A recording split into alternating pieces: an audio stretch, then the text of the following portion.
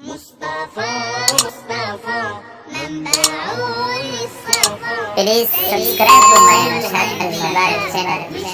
السلام علیکم دوستو، امید ہے کہ آپ تمام حضرات خیر و عافیت سے ہوں گے۔ کسی بھائی نے سوال کیا ہے کہ کون سے موضوع پہ مسح درست ہے، تو اس کا جواب یہ ہے کہ 3 طرح کے موضوع پر مسح درست ہے، جائز ہے۔ نمبر 1، خفین پر مسح کرنا جائز ہے، اور خفین ایسے موزے کو کہتے ہیں جو پورے چمڑے کے ہوں، یعنی لیدر کے۔ نمبر 2، مجلد، یعنی وہ موزے جن کے اوپر اور نچلے حصے میں چمڑا ہو۔ نمبر 3، منعل، یعنی وہ موزے جن کے صرف نچلے حصے میں چمڑا ہو۔ ان تینوں پر مسح کرنا جائز ہے۔ اسی طرح ایسی جرابیں جن میں 3 شرطیں پائی جائیں تو ان پر بھی مسح کرنا جائز ہے۔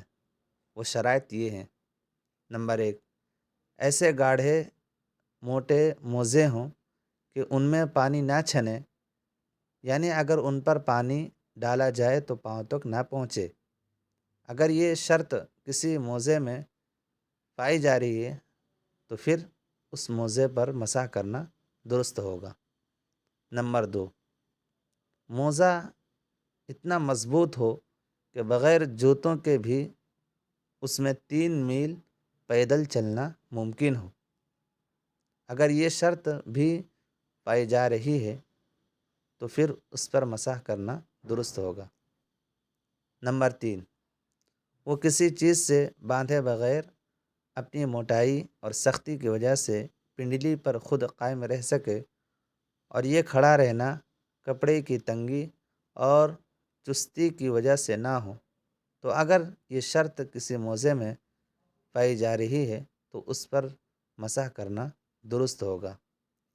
رہی بات بھائی نے سوال کیا تھا کہ کس جگہ، کہاں سے یہ ثابت ہے، تو میرا بھائی یہ 70 صحابہ کرام سے خفین کا مسئلہ جو ہے ثابت ہے، اور تواتر سے کنٹینیو جو ہے چلا ہوا آ رہا ہے، اور خفین کے مسئلے پر امت کا اجماع ہے، اتفاق ہے۔